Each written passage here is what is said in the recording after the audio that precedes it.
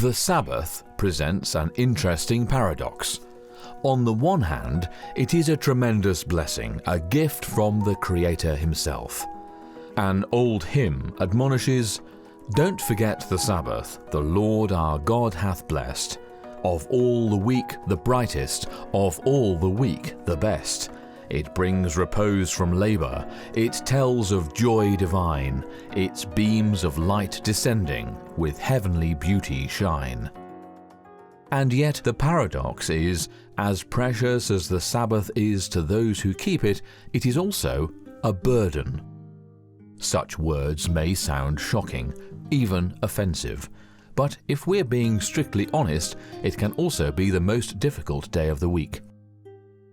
There are certain expectations that accompany what is deemed proper Sabbath observance. Wearing our best clothes to Sabbath morning worship generally requires special preparation. Cooking and cleaning ahead of time can be exhausting after a long week at work. Then there is the long list of everything that must not be done on the Sabbath. As great a blessing as the Sabbath is, it too often devolves into a burden as well. It certainly became so to the Jews. To this day, conservative Jews hire a Shabbat Goy, a Gentile, to come to their homes on Sabbath to perform menial tasks that would be work for the Jew to do. These include such things as turning on lights or lighting the stove. The problem is, hiring somebody to work for you on the Sabbath breaks the fourth commandment just as much as if you'd done the work yourself. The fourth commandment clearly states, "Remember the Sabbath day to keep it holy. 6 days shalt thou labour and do all thy work, but the seventh day is the Sabbath of Yahweh thy Elohah. In it thou shalt not do any work, thou, nor thy son, nor thy daughter, thy manservant, nor thy maidservant, nor thy cattle, nor thy stranger that is within thy gates." Throughout his public ministry, Yahushua tried to teach the people the blessing of true Sabbath observance.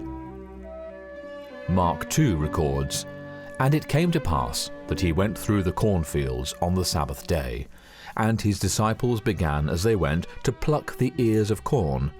And the Pharisees said unto him, Behold, why do they on the Sabbath day that which is not lawful?"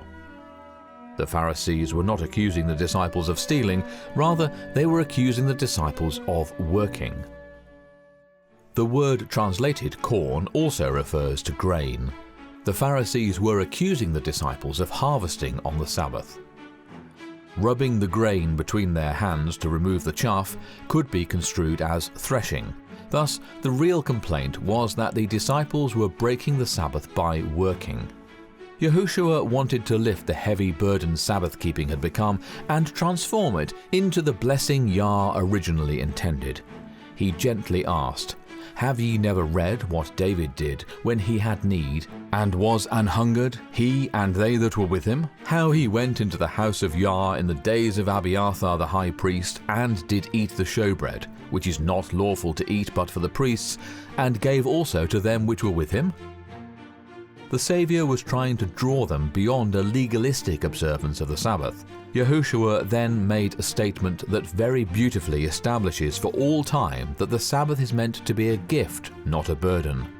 He said, "The Sabbath was made for man, and not man for the Sabbath. Therefore, the Son of Man is Lord also of the Sabbath." Sadly, the Israelites were not interested in changing their practices. To this day, Sabbath keeping among the vast majority of Jews is not a spiritual blessing, but a traditional obligation. In speaking of the Pharisees, Yahushua said, "They bind heavy burdens and grievous to be borne, and lay them on men's shoulders, but they themselves will not move them with one of their fingers. Woe unto you, scribes and Pharisees, hypocrites! For ye compass sea and land to make one proselyte, and when he is made, ye make him twofold more the child of hell than yourselves." There are very good reasons why many Sunday-keeping Christians accuse Sabbatarians of being legalistic, because they are. Satan has worked hard to spread this same attitude toward the Sabbath among Sabbath-keeping Christians. But that is not the fault of the Sabbath. Now, at the close of Earth's history, new light has come, restoring the Sabbath to the position Yahweh intended all along, a gift and a blessing. Many people wonder, why all the fuss over a day? I worship every day. This attitude stems from a mistaken view of the Sabbath as a burden rather than a delight. Furthermore, it suggests that there are certain obligations, as well as certain blessings, held solely in reserve for the biological descendants of Abraham, and this simply is not true. Peter declared, "Of a truth I perceive that Yahweh is no respecter of persons, but in every nation he that feareth him and worketh righteousness is accepted with him." Yahweh's gifts are freely available to all, and that includes the gift of the Sabbath. Isaiah declared, "Also the sons of the stranger that join themselves to Yahweh, to serve him, and to love the name Yahweh, to be his servants, every one that keepeth the Sabbath from polluting it, and taketh hold of my covenant. Even them will I bring to my holy mountain, and make them joyful in my house of prayer. Their burnt offerings and their sacrifices shall be accepted upon mine altar, for mine house shall be called an house of prayer for all people. Yahweh, which gathereth the outcasts of Israel, saith, Yet will I gather others to him, beside those that are gathered unto him."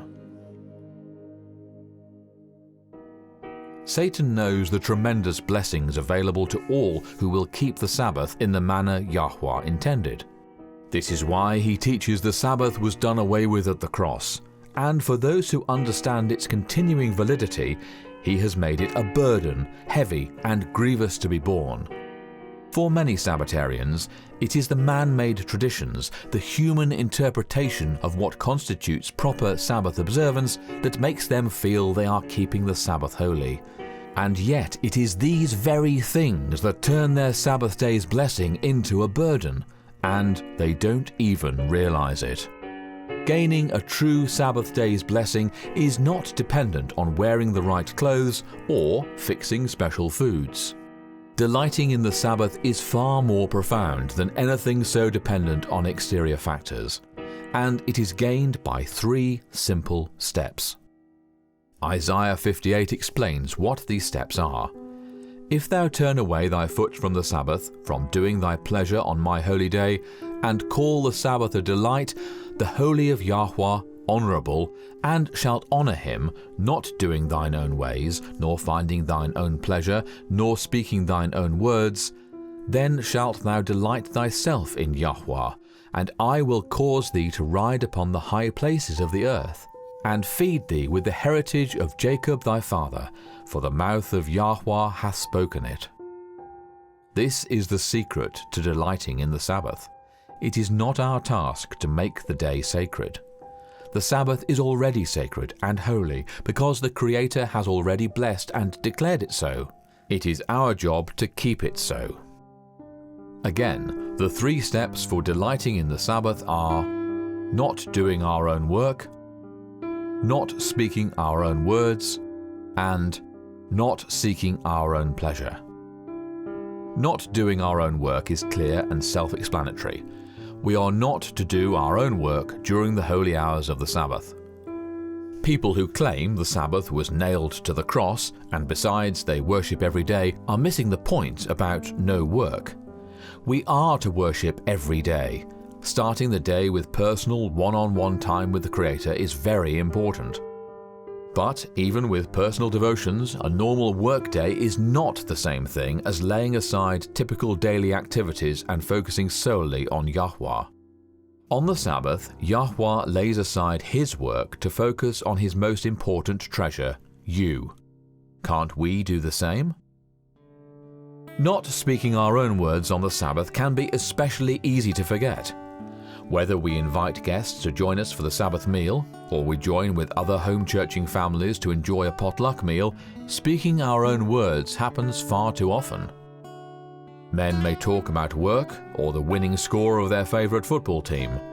Women may visit about their children or events occurring in the lives of mutual friends. This doesn't glorify Yahweh. Such talk shifts the focus away from Yah and onto secular matters. To truly delight in the Sabbath, it is important to speak Yah's words, not our own. Not seeking our own pleasure can appear self-evident. Obviously, you're not going to go to a ball game or concert during the sacred hours of the Sabbath, but seeking our own pleasure on the Sabbath reaches far deeper than either not speaking our own words or doing our own work. For people who have dedicated their life in service to Yah, this is especially important. After all, it's doing Yah's work, right? But the truth is, we all like doing Yah's work. It brings us joy. The Sabbath is not a time for me to seek my own delight. It is a time for me to seek Yahweh's delight. And when I do this, I then too am delighted. One of the many ways in which we can seek the Father's pleasure is by ministering to Him in the person of those around us. We are to be Yahweh's hands to strengthen and help, His voice to comfort and cheer. Scripture teaches Yahweh literally feels everything His children feel. So when we alleviate suffering, sadness or loneliness around us, we are alleviating His suffering, sadness and loneliness. You literally bring Him joy. And in every way that we seek Yahweh's joy and seek His pleasure rather than our own, the sheer joy we receive in return far outweighs anything we have to give. When you learn what it truly means to delight in the Sabbath, it will revolutionize your Sabbath keeping. A wonderful transformation will take place. You actually look forward to the Sabbath in a way you never have before. And when the light fades, you will be sad to see it go. When the Sabbath is loaded down with man-made traditions and Pharisaical expectations, it is inarguably a burden. But when, in the simplicity of Yah's instructions, we do not do our own work, we do not speak our own words or seek our own delight, then our focus is where it should be, on Yahweh, the source of all love, joy, and fulfillment. When this happens, you will see the law of Yahweh in an entirely new light.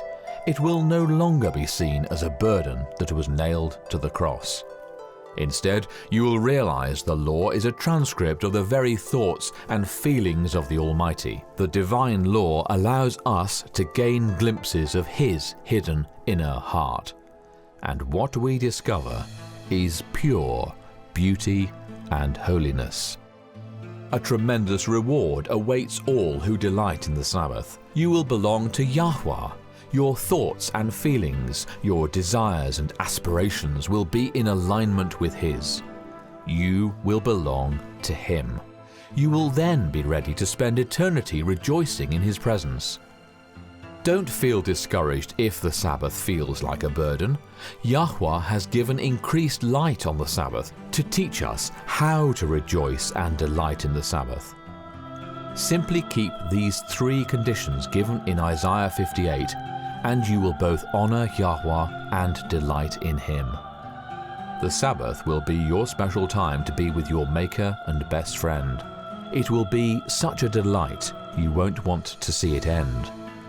The blessings received will carry you through the week, sustaining you in every trial. Yah's Spirit will be your constant companion, and you will greet the next Sabbath with joy and eager anticipation. The Sabbath will truly be your delight. The Sabbath is a perpetual invitation to spend time one-on-one with your best friend. As you do this, you will become one with Him, He in you and you in Him, delighting in each other's company. The Sabbath is a joy that will continue to delight throughout the ceaseless ages of eternity.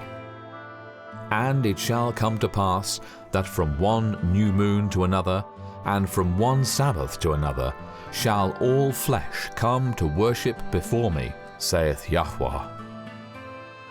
The invitation to spend time with your Creator is still open.